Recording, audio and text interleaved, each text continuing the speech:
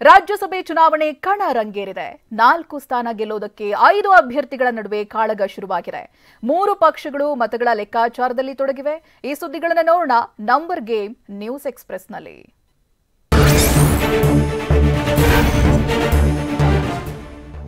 ರಾಜ್ಯಸಭೆ ಚುನಾವಣೆ ಅಖಾಡ ಕಾವು ಪಡೆದುಕೊಂಡಿದೆ. ನಾಳೆ ಚುನಾವಣೆ ನಡೆಯಲಿದ್ದು 3 ಪಕ್ಷದಲ್ಲೂ ನಂಬರ್ ಗೇಮ್ ಶುರುವಾಗಿದೆ. ರಾಜ್ಯಸಭೆ 4 ಸ್ಥಾನಕ್ಕೆ ಎಲೆಕ್ಷನ್ ನಡೆಯಲಿದ್ದು 5 ಅಭ್ಯರ್ಥಿಗಳು ಕಣದಲ್ಲಿದ್ದಾರೆ. ಕಾಂಗ್ರೆಸ್ 3ನೇ ಅಭ್ಯರ್ಥಿ ಗೆಲುವಿಗೆ ಕಸರತ್ತು ನಡೆಸ್ತಾ ಇದ್ರೆ 5ನೇ ಅಭ್ಯರ್ಥಿ ಕುಪೇಂದ್ರ ರೆಡ್ಡಿ ಅವರನ್ನ ಕಣಕ್ಕಿಳಿಸಿ ದೋಸ್ತಿ ಪಡೆ ದಾಳ ಉರುಳಿಸಿದ್ದಾರೆ.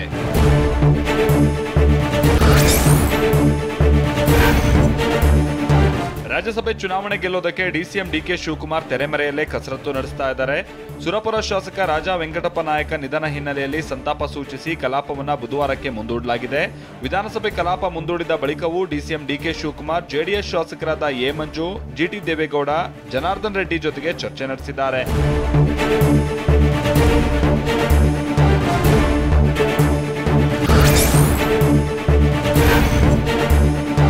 ರಾಜ್ಯಸಭಾ ಚುನಾವಣೆಯಲ್ಲಿ ಕಾಂಗ್ರೆಸ್ ಒಂದು ಗೇಮ್ ಮಾಡಿದ್ರೆ ಬಿಜೆಪಿ ಜೆಡಿಎಸ್ ದೋಸ್ತಿ ಪಡೆಯು ತಂತ್ರಗಾರಿಕೆ ಹೆಣಿತಾ ಇದೆ.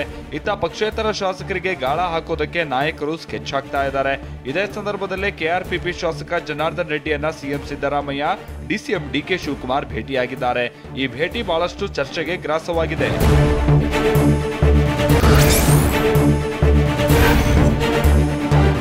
ಮೇಲ್ಮನೆ ಚುನಾವಣೆಯಲ್ಲಿ ಅಡ್ಡ ಮತದಾನ ಆಟ ನಡೆಯೋ ಸಾಧ್ಯತೆ ಇದೆ. ಇನ್ನು ಜನಾರ್ದನ್ ರೆಡ್ಡಿಯನ್ನ ಡಿಸಿಎಂ ಡಿಕೆ ಭೇಟಿಯಾಗಿದ್ದು ಕುತೂಹಲ ಮೂಡಿಸಿದೆ. ಸಿಎಂ ಡಿಸಿಎಂ ಸೇರಿ ಎಲ್ಲ ಪಕ್ಷದವರು ನನಗೆ ಮನವಿ ಮಾಡಿದ್ದಾರೆ. ನಾನು ಇನ್ನೂ ಯಾವುದೇ ತೀರ್ಮಾನ ಮಾಡಿಲ್ಲ ಅಂದಿದ್ದಾರೆ. ನಾನು ಇನ್ನೂ ತೀರ್ಮಾನ ಮಾಡಿಲ್ಲ, ಯಾರಿಗೆ ಮತ ಹಾಕಬೇಕು ಅನ್ನೋದ್ರ ಬಗ್ಗೆ ಇನ್ನೂ ನಾನು ತೀರ್ಮಾನ ಮಾಡಿಲ್ಲ. ಕಾಂಗ್ರೆಸ್ನವರೇನೋ ಸಂಪರ್ಕ ಮಾಡಿದ್ದಾರೆ ಸರ್ ನಿಮ್ಮನ್ನ? ಸನ್ಮಾನ್ಯ ಡಿ ಕೆ ಶಿವಕುಮಾರ್ ಅವರು ನನ್ನ ಜೊತೆಯಲ್ಲಿ ಮಾತಾಡಿದ್ದಾರೆ. ಮತ್ತು ಸನ್ಮಾನ್ಯ ಯಡಿಯೂರಪ್ಪ ಅವರು ಕೂಡ ಮಾತಾಡಿದ್ದಾರೆ. ನಾನು ತೀರ್ಮಾನ ಮಾಡ್ತಿಲ್ಲ. ಜನಾರ್ದನ ರೆಡ್ಡಿ ಮತ ಕಾಂಗ್ರೆಸ್ ಅಭ್ಯರ್ಥಿಗೆ ಬೀಳುತ್ತಾ ಅನ್ನೋದು ಇನ್ನೂ ನಿಗೂಢ ಆಗೇ ಉಳಿದಿದೆ. ಇದರ ನಡುವೆ ಕೆಆರ್ಪಿಪಿ ಚುನಾವಣಾ ಏಜೆಂಟ್ ಆಗಿ ಡಿಸಿಎಂ ಡಿಕೆ ಆಪ್ತ ಯೋಗೇಂದ್ರ ವಿಕ್ರಮ್ ಅವರನ್ನ ನೇಮಿಸಲಾಗಿದೆ. ಚುನಾವಣಾ ಅಧಿಕಾರಿಗೆ ಅಧಿಕೃತ ಪತ್ರ ಸಲ್ಲಿಕೆ ವೇಳೆ ಡಿಕೆ ಮತ್ತು ಶಿವರಾಜ ತಂಗಡಗಿ ಉಪಸ್ಥಿತರಿದ್ದರು. ಅತ್ತ ಕೆಆರ್ಪಿಪಿ ಅಧ್ಯಕ್ಷ ರೆಡ್ಡಿ ಸಹಿ ಮಾಡಿದ ನೇಮಕಾತಿ ಪತ್ರ ಇದಾಗಿದೆ.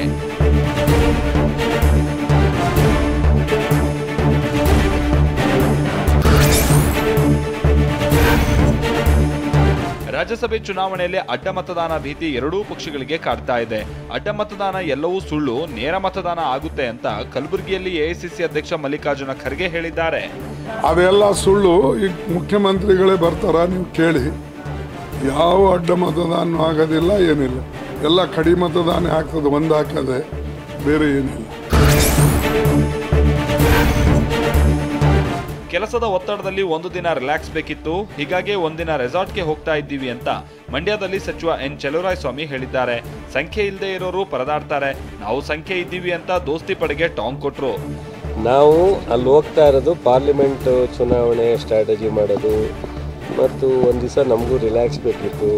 ಅದಕ್ಕೋಸ್ಕರ ಒಂದು ದಿವಸ ಎಲ್ಲ ಕೂತ್ಕೊಂಡು ಡಿಸ್ಕಸ್ ಮಾಡ್ಕೊಂಡು ಮುಂದೆ ಪಾರ್ಲಿಮೆಂಟ್ ಚುನಾವಣೆ ಹೆಂಗೆ ನಡೆಸಬೇಕು. ನಾಳೆ ಚುನಾವಣೆ ಕ್ಯಾಶುವಲ್ ಆಗಿ ಎಲ್ಲಿದ್ದರೂ ಆಗುತ್ತೆ.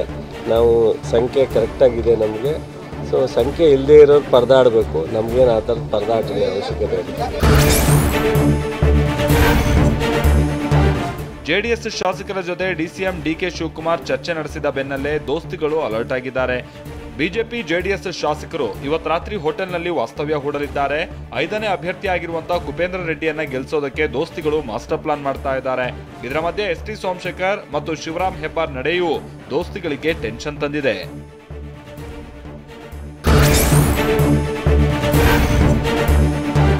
ವಿಧಾನಮಂಡಲ ಅಧಿವೇಶನ ಹಾಗೂ ನಾಳೆ ರಾಜ್ಯಸಭೆ ಚುನಾವಣೆ ಇರೋದ್ರಿಂದ ಪೊಲೀಸರು ಹದ್ದಿನ ಕಣ್ಣಿಟ್ಟಿದ್ದಾರೆ. ವಿಧಾನಸೌಧದ ಸುತ್ತಮುತ್ತ 144 ಸೆಕ್ಷನ್ ಜಾರಿಗೊಳಿಸಿ ಆದೇಶಿಸಲಾಗಿದೆ. ಬೆಂಗಳೂರು ನಗರ ಪೊಲೀಸ್ ಆಯುಕ್ತ ಬಿ ದಯಾನಂದ್ ಆದೇಶ ಹೊರಡಿಸಿದ್ದಾರೆ. ಇಂದಿನಿಂದ ಫೆಬ್ರವರಿ 28ರ ಬೆಳಗ್ಗೆ 6 ಗಂಟೆವರೆಗೂ ನಿಷೇಧಾಜ್ಞೆ ಜಾರಿ ಇರಲಿದೆ. ವಿಧಾನಸೌಧದ ಬಳಿ ಪ್ರತಿಭಟನೆ ನಡೆಯೋ ಸಾಧ್ಯತೆ ಇರೋದ್ರಿಂದ 144 ಸೆಕ್ಷನ್ ಜಾರಿ ಮಾಡಲಾಗಿದೆ.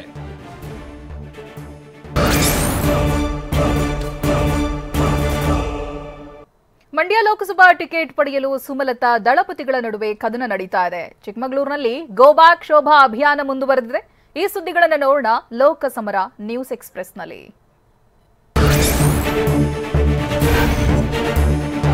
ಮಂಡ್ಯ ಲೋಕಸಭಾ ಚುನಾವಣಾ ಅಖಾಡ ರಂಗೇರಿದೆ.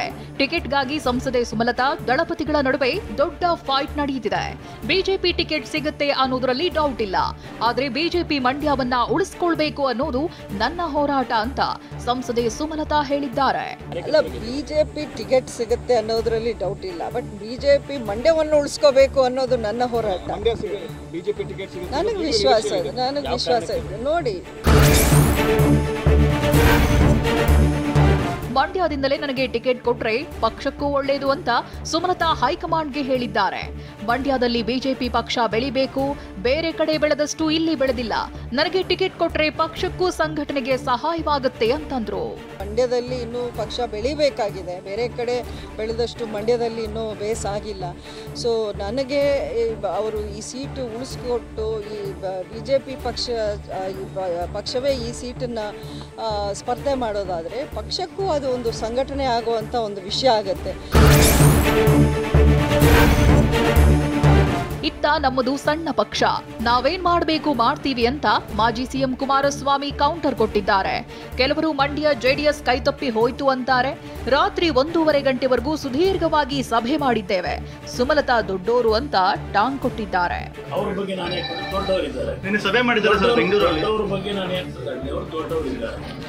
ನಾವು ನಮ್ಮ ಪಕ್ಷ ಸಣ್ಣ ಪಕ್ಷ ಇದೆ, ಈ ಸಣ್ಣ ಪಕ್ಷದಿಂದ ಏನು ಕೆಲಸ ಮಾಡೋದು ಮಾಡಿ. ಮಂಡ್ಯ ವಿಚಾರದಲ್ಲಿ ಎಲ್ರಿಗೂ ಸಮಾಧಾನ ಆಗುವ ಪರಿಹಾರ ಕಂಡುಹಿಡಿತೀವಿ ಅಂತ ಪ್ರಹ್ಲಾದ್ ಜೋಶಿ ಹೇಳಿಕೆ ನೀಡಿದ್ದಾರೆ. ದೊಡ್ಡ ಪಾರ್ಟಿಗಳು ದೊಡ್ಡ ವ್ಯವಸ್ಥೆಯಲ್ಲಿ ಹೊಂದಾಣಿಕೆಗೆ ಸಮಯ ಬೇಕು. ಕುಮಾರಸ್ವಾಮಿ ಮೇಲೆ ಸಂಪೂರ್ಣ ನಂಬಿಕೆ ಇದೆ ಅಂತಂದ್ರು. ಅಧ್ಯಕ್ಷರು ನಾವು ಎಲ್ಲ ಸೇರಿ ಚರ್ಚೆ ಮಾಡಿ ಮುಂದೆ ಏನು ಮಾಡಬೇಕು ಅನ್ನೋಂಥ ತೀರ್ಮಾನವನ್ನು ನಾವು ಮಾಡ್ತೀವಿ. ಎಲ್ಲರಿಗೂ ಸಮಾಧಾನ ಆಗೋ ರೀತಿಯಲ್ಲಿ ಒಂದು ಪರಿಹಾರವನ್ನು ಕಂಡುಹಿಡಿತೀವಿ. JDS ಬಗ್ಗೆನೂ ಇದೆ, ಯಾಕಂದರೆ ಕುಮಾರಸ್ವಾಮಿ ಅವರು ಸಂಪೂರ್ಣವಾಗಿ ಅವರು ಇದನ್ನು ಕನ್ವಿಕ್ಷನ್ ಆಗಿ ತೆಗೆದುಕೊಂಡು ಈ ಒಂದು ಅಲೈನ್ಸನ್ನು ಮುನ್ನಡೆಸ್ತಾ ಇರೋದ್ರಿಂದ ಎಲ್ಲವೂ ಸರಿ ಆಗ್ತದೆ ಅಂತ ನನ್ನ ನಂಬಿಕೆ. ಮಂಡ್ಯ ಲೋಕಸಭೆ ಟಿಕೆಟ್ ಫೈನಲ್ ಆಗಿ ಹೋಗಿದೆ ಅಂತ ಚಲುವರಾಯಸ್ವಾಮಿ ಹೇಳಿದ್ದಾರೆ. ಸ್ಟಾರ್ ಚಂದ್ರು ಫೈನಲ್ ಆಗಿರೋದು ಫಿಕ್ಸ್. ಅವರು ಸಿಎಂ ಕಾರ್ಯಕ್ರಮದಿಂದಲೇ ಓಡಾಡ್ತಿದ್ದಾರೆ. ಈಗಾಗಲೇ ಚುನಾವಣೆ ಕೆಲಸ ಆರಂಭಿಸಲಾಗಿದೆ, ಆದರೆ ಪಕ್ಷ ಅಧಿಕೃತವಾಗಿ ಪ್ರಕಟ ಮಾಡ್ತಾರೆ ಅಂದ್ರು. ಇದಾರಲ್ಲ ಜೊತೆ ನೋಡ್ತಾ ಇದೀವಲ್ಲ, ಎಲ್ಲ ಕಡೆ ಚುನಾವಣೆ ಮಾಡಬೇಕಲ್ಲ, ಪ್ರಿಪ್ರೇಷನ್ ಆಗಬೇಕಲ್ಲ, ಮಾಡ್ತಾ ಇದೀವಿ. ಎಲ್ಲ ಶಾಸಕರು, ಮುಖಂಡರು, ಕಾರ್ಯಕರ್ತರು, ಬ್ಲಾಕು, ಜನಪ್ರತಿನಿಧಿಗಳು ಎಲ್ಲರೂ ಒಟ್ಟಾಗಿ ಡಿಸಿಷನ್ ತಗೊಂಡಿದ್ದೀವಿ. ಚಿಕ್ಕಮಗಳೂರಿನಲ್ಲಿ ಬಿಜೆಪಿ ಕಾರ್ಯಕರ್ತರು ಮಾಜಿ ಸಿಎಂ ಬಿಎಸ್ವೈ ಮಾತಿಗೂ ಡೋಂಟ್ ಕೇರ್ ಎಂದಿದ್ದಾರೆ. ಗೋ ಬ್ಯಾಕ್ ಅಭಿಯಾನ ಮುಂದುವರೆಸಿದ್ದಾರೆ. ಕೆಲವರು ದುಡ್ಡಿನ ಮದದಿಂದ ಇಂತಹ ಕೆಲಸ ಮಾಡಿದ್ದಾರೆ. ಕೆಲ ಗಂಡಸರಿಗೆ ಅಧಿಕಾರ ನಮ್ಮ ಬಳಿ ಇರಬೇಕೆಂಬ ಭಾವನೆ ಅಂತ ಶೋಭಾ ಗರಂ ಆದ್ರು. ಯಾರೋ ವ್ಯವಸ್ಥಿತವಾಗಿ ದುಡ್ಡಿನ ಮದದಿಂದ, ಅಹಂಕಾರದಿಂದ ಗಂಡಸರ ಮನಸ್ಸಲ್ಲಿ ಒಂದು ಭಾವನೆ ಇದೆ, ಅಧಿಕಾರ ಇದ್ರೆ ಅದು ನಮ್ಮ ಹತ್ರನೇ ಇರಬೇಕು ಅಂತ ಹೇಳಿ. ಈ ದರ್ಪದಿಂದ ಕೆಲವರು ಮಾಡ್ತಾ ಇದ್ದಾರೆ, ಮಾಡಿಸ್ತಾ ಇದ್ದಾರೆ. ಶೋಭಾ ಕರಂದ್ಲಾಜೆ ವಿರುದ್ಧ ಷಡ್ಯಂತ್ರ ಮಾಡಲಾಗ್ತಾ ಇದೆ ಎಂದಿರೋ ಬಿಎಸ್ವೈ ಹೇಳಿಕೆಗೆ ಸಿಟಿ ರವಿ ಪ್ರತಿಕ್ರಿಯಿಸಿದ್ದಾರೆ. ಬಿಎಸ್ ಯಡಿಯೂರಪ್ಪ ನಮ್ಮ ಪಕ್ಷದ ಹಿರಿಯ ನಾಯಕರು, ಹೀಗಾಗಿ ಬಾಸ್ ಈಸ್ ಆಲ್ವೇಸ್ ರೈಟ್. ನಾನು ಟಿಕೆಟ್ ಕೇಳಿಲ್ಲ ಅಂತ 10 ಬಾರಿ ಹೇಳಿದ್ದೇನೆ ಅಂತಂದ್ರು. ಇಂಗ್ಲಿಷ್ನಲ್ಲಿ ಒಂದು ಪ್ರೊವರ್ಬ್ ಇದೆ, ಬಾಸ್ ಈಸ್ ಆಲ್ವೇಸ್ ರೈಟ್ ಅಂತ. ಅವ್ರು ನಮ್ಮ ಪಾರ್ಲಿಮೆಂಟ್ರಿ ಬೋರ್ಡ್ನ ಸದಸ್ಯರು, ನಮ್ಮ ಪಕ್ಷದ ಹಿರಿಯ ಮುಖಂಡರು. ಹಾಗಾಗಿ ಬಾಸ್ ಈಸ್ ಆಲ್ವೇಸ್ ರೈಟ್. ನಾನು ಟಿಕೆಟ್ನೇ ಕೇಳಿಲ್ಲ ಅನ್ನೋ ಪ್ರಶ್ನೆ 10 ಬಾರಿ ಹೇಳಿದ್ದೀನಿ ಪ್ರಶ್ನೆಗೆ. ವಿಜಯಪುರ ಲೋಕಸಭೆ ಕ್ಷೇತ್ರದ ಬಿಜೆಪಿ ಅಭ್ಯರ್ಥಿ ನಾನೇ ಅಂತ ರಮೇಶ್ ಜಿಗಜಿಣಗಿ ಹೇಳಿದ್ದಾರೆ. ಪಕ್ಷದಿಂದ ಸೂಚನೆ ಬಂದಿದೆ, ನಾನೇ ಈ ಕ್ಷೇತ್ರದ ಅಭ್ಯರ್ಥಿ. ಮೈತ್ರಿ ಹಿನ್ನೆಲೆ ವಿಜಯಪುರವನ್ನ ಜೆಡಿಎಸ್ನವರು ಕೇಳುವವರೇ, ಆದ್ರೆ ನಮ್ಮವರು ಯಾವ ಕಾಲಕ್ಕೂ ಕ್ಷೇತ್ರ ಬಿಟ್ಕೊಡಲ್ಲ ಅಂತಂದ್ರು. ಹೌದ್ರಿ, ನನಗೆ ಈಗಾಗಲೇ ಸೂಚನೆಗಳು ಬಂದಾವ ಪಕ್ಷದ ವತಿಯಿಂದ. ನಾನೇ ಈ ಕ್ಷೇತ್ರದ ಅಭ್ಯರ್ಥಿ, ನನಗೆ ಈ ಭಾಗದ ಜನ ಓಟ್ ಹಾಕ್ತಾರೆ ಅಂತಕ್ಕಂಥ ವಿಶ್ವಾಸ ನನಗೈತಿ. ಎಸ್ಟಿ ಮೀಸಲು ಕ್ಷೇತ್ರ ಬಳ್ಳಾರಿ ಟಿಕೆಟ್ಗಾಗಿ ಬಿಜೆಪಿ ನಾಯಕರ ನಡುವೆ ಫೈಟ್ ಏರ್ಪಟ್ಟಿದೆ. ರಾಜಕೀಯ ಅಸ್ತಿತ್ವ ಉಳಿಸಿಕೊಳ್ಳಲು ಮಾಜಿ ಸಚಿವ ಶ್ರೀರಾಮುಲು ಯತ್ನಿಸುತ್ತಿದ್ದಾರೆ. ಇತ್ತ 2ನೇ ಅವಧಿಗೂ ಟಿಕೆಟ್ ನೀಡುವಂತೆ ಸಂಸದ ವೈ ದೇವೇಂದ್ರಪ್ಪ ಪಟ್ಟು ಹಿಡಿದಿದ್ದಾರೆ. ಬಿಜೆಪಿ ಎಸ್ಟಿ ಮೋರ್ಚಾ ರಾಜ್ಯಾಧ್ಯಕ್ಷ ಬಂಗಾರು ಹನುಮಂತ್ ಸಹ ಟಿಕೆಟ್ ನಿರೀಕ್ಷೆಯಲ್ಲಿದ್ದಾರೆ.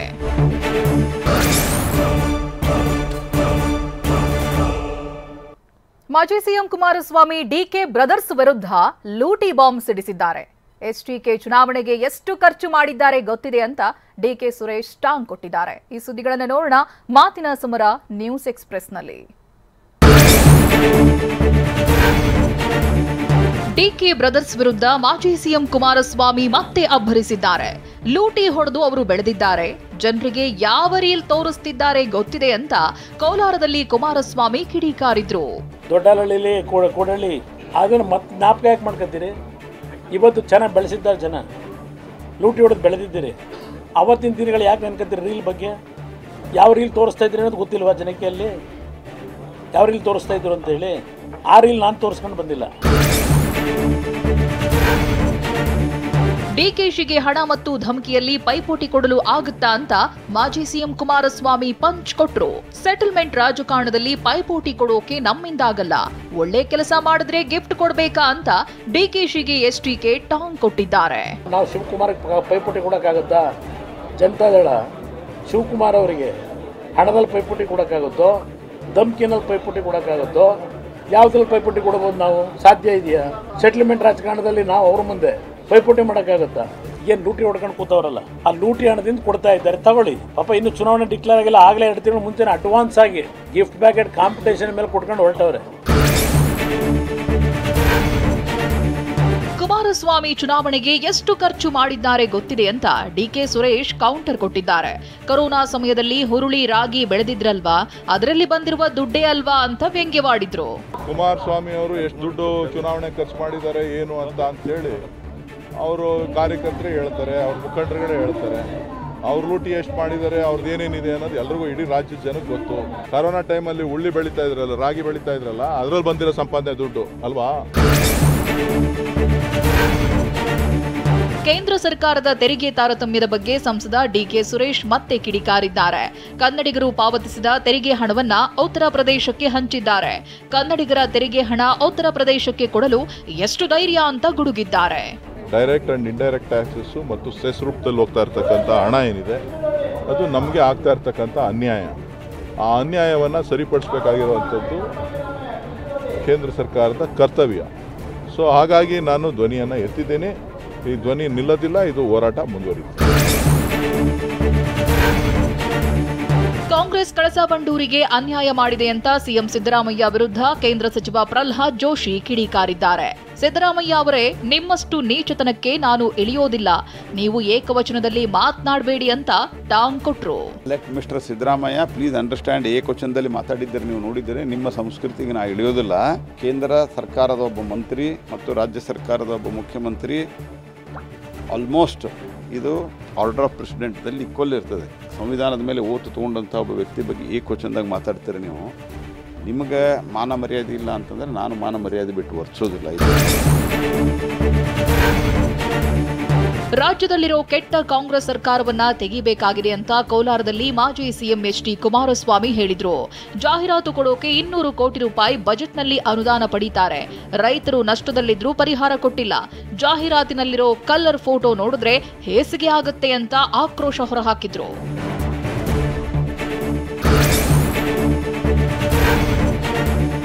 ಮಾರ್ಚ್ 1ರಂದು ಹಾಸನ ಜಿಲ್ಲೆಗೆ ಸಿಎಂ ಸಿದ್ದರಾಮಯ್ಯ ಭೇಟಿ ನೀಡುತ್ತಿರುವುದಕ್ಕೆ ಮಾಜಿ ಸಚಿವ ಎಚ್ಡಿ ರೇವಣ್ಣ ಲೇವಡಿ ಮಾಡಿದ್ದಾರೆ.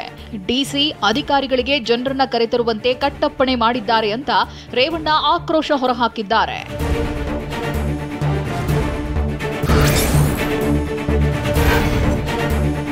ಗುಜರಾತ್ನ ದ್ವಾರಕಾ ಸಮುದ್ರದಡಿ ಮೋದಿ ಮಂತ್ರ ಪಠಣ ವಿಚಾರಕ್ಕೆ ಎಐಸಿಸಿ ಅಧ್ಯಕ್ಷ ಮಲ್ಲಿಕಾರ್ಜುನ್ ಖರ್ಗೆ ಟಕ್ಕರ್ ಕೊಟ್ಟಿದ್ದಾರೆ. ನವಿಲುಗರಿ ಅಲ್ಲಿ ಹಾಕಿದ್ರೆ ಬೆಳೆಯುತ್ತೋ ಇಲ್ವೋ ಗೊತ್ತಿಲ್ಲ, ನಿಸರ್ಗದ ವಿರುದ್ಧ ಹೋದವರಿಗೆ ಯಶಸ್ಸು ಸಿಗಲ್ಲ, ಇದು ಬುದ್ಧನ ತತ್ವ ಅಂತ ಕಲಬುರಗಿಯಲ್ಲಿ ಖರ್ಗೆ ಕಾಲೆಳೆದಿದ್ದಾರೆ.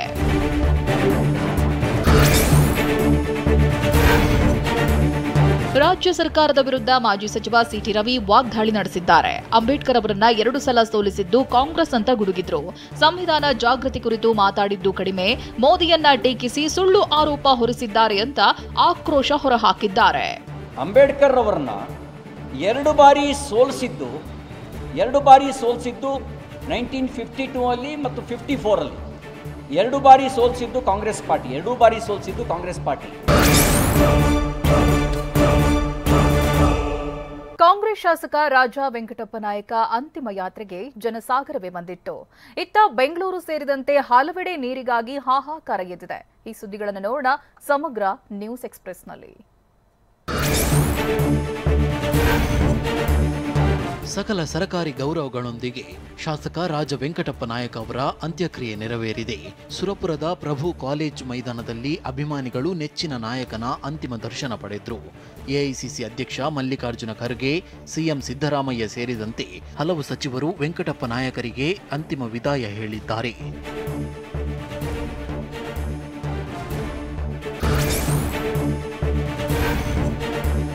ರಾಜ ವೆಂಕಟಪ್ಪ ನಾಯಕರ ಪಾರ್ಥಿವ ಶರೀರ ದರ್ಶನ ಪಡೆಯಲು ನೂಕುನುಗ್ಗಲಾಗಿತ್ತು. ಅಭಿಮಾನಿಗಳು ದುಃಖ ಸಾಗರದಲ್ಲಿ ಮುಳುಗಿದ್ರು. ನೆಚ್ಚಿನ ನಾಯಕನನ್ನ ಕಳೆದುಕೊಂಡಿದ್ದಕ್ಕೆ ಕಂಬನಿ ಮಿಡಿದಿದ್ದಾರೆ. ಇಂತಹ ನಾಯಕ ಮತ್ತೆ ಹುಟ್ಟಲ್ಲ ಎಂದು ಕಣ್ಣೀರು ಹಾಕಿದ್ದಾರೆ. ವ್ಯಕ್ತಿ ಸಿಗಕ್ಕೆ ಸಾಧ್ಯ ಇಲ್ಲ ಸರ್, ಅಂತ ವ್ಯಕ್ತಿ ಸಿಗಲ್ಲ ಸರ್, ಅಂತ ವ್ಯಕ್ತಿ ಕಳ್ಕೊಂಡಿದ್ವಿ ನಾವೆಲ್ಲ. ವೆಂಕಟಪ್ಪ ನಾಯಕರನ್ನ ಕಳೆದುಕೊಂಡಿರೋದು ಅತೀವ ದುಃಖವಾಗಿದೆ ಅಂತ ಎಐಸಿಸಿ ಅಧ್ಯಕ್ಷ ಮಲ್ಲಿಕಾರ್ಜುನ ಖರ್ಗೆ ಹೇಳಿದ್ದಾರೆ. ಅವರನ್ನ ಲೋಕಸಭೆ ಚುನಾವಣೆಗೆ ನಿಲ್ಲಿಸಬೇಕು ಅಂದುಕೊಂಡಿದ್ದೆ, ಆದ್ರೆ ದುರ್ದೈವ ಆಕಸ್ಮಿಕ ಸಾವಾಗಿದೆ ಅಂತಂದ್ರು. ಪಾರ್ಲಿಮೆಂಟ್ ನಿಲ್ಲಿಸಬೇಕು ಅಂತಕ್ಕಂಥದ್ದು ಒಂದು ನಮ್ಮ ವಿಚಾರ ಇತ್ತು, ಅದು ನಾವು ಬಹಿರಂಗಪಡಿಸಿಲ್ಲ. ಒಂದು ದುಃಖದ ಘಟನೆ, ನನಗಂತೂ ಅತೀವ ದುಃಖ ಆಗಿದೆ. ಸುರಪುರ ಶಾಸಕ ರಾಜ ವೆಂಕಟಪ್ಪ ನಾಯಕ ನಿಧನ ಹಿನ್ನೆಲೆಯಲ್ಲಿ ರಾಯಚೂರು ಲೋಕಸಭಾ ಕಣದಲ್ಲಿ ರಾಜಕೀಯ ಲೆಕ್ಕಾಚಾರ ಶುರುವಾಗಿದೆ. ಬಿಜೆಪಿ ಎಂಪಿ ಟಿಕೆಟ್ಗಾಗಿ ಮಾಜಿ ಶಾಸಕ ರಾಜುಗೌಡ ಕಸರತ್ತು ಮಾಡ್ತಿದ್ರು. ಇದೀಗ ಸುರಪುರ ಕ್ಷೇತ್ರ ತೆರವಾದ ಹಿನ್ನೆಲೆ ಉಪಚುನಾವಣೆಗೆ ರಾಜುಗೌಡ ಅಭ್ಯರ್ಥಿಯಾಗುವ ಸಾಧ್ಯತೆ ಇದೆ.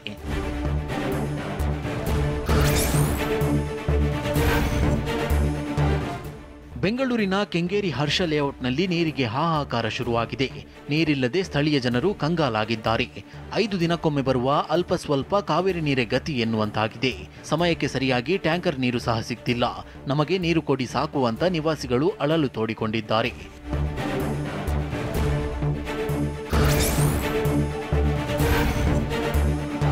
ಚಿತ್ರದುರ್ಗದ ದಿಂಡಾವರದಲ್ಲಿ ನೀರಿಗಾಗಿ ಪರದಾಡುವ ಸ್ಥಿತಿ ನಿರ್ಮಾಣವಾಗಿದೆ. ಸ್ಥಳೀಯ ನಿವಾಸಿಗಳು ಗ್ರಾಮ ಪಂಚಾಯಿತಿಗೆ ಮುತ್ತಿಗೆ ಹಾಕಿದ್ದಾರೆ. ಖಾಲಿ ಕೊಡ ಪ್ರದರ್ಶಿಸಿ ಮಹಿಳೆಯರು ಆಕ್ರೋಶ ಹೊರಹಾಕಿದ್ರು. ನಿರ್ಲಕ್ಷ್ಯ ತೋರಿದ ಅಧಿಕಾರಿಗಳ ವಿರುದ್ಧ ಫುಲ್ ಗರಂ ಆದ್ರು. ನೀರಿನ ಸಮಸ್ಯೆ ಬಗೆಹರಿಸುವಂತೆ ಗ್ರಾಮಸ್ಥರು ಆಗ್ರಹಿಸಿದ್ರು.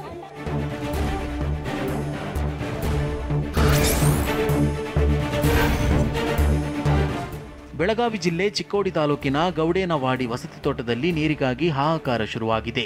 ಈ ಪ್ರದೇಶದಲ್ಲಿ 200ಕ್ಕೂ ಹೆಚ್ಚು ಮನೆಗಳಿವೆ. ಮೆಟ್ಟಿಲಿಲ್ಲದ 30 ಅಡಿ ಬಾವಿಗಿಳಿದು ನೀರು ತುಂಬುವ ದುಸ್ಥಿತಿ ಎದುರಾಗಿದೆ. ಜನರು ಸಾಕಷ್ಟು ಬಾರಿ ಮನವಿ ಮಾಡಿದ್ರು. ಶಾಸಕ ಗಣೇಶ್ ಹುಕ್ಕೇರಿ ಈವರೆಗೆ ಸ್ಪಂದಿಸಿಲ್ಲ ಎನ್ನಲಾಗಿದೆ.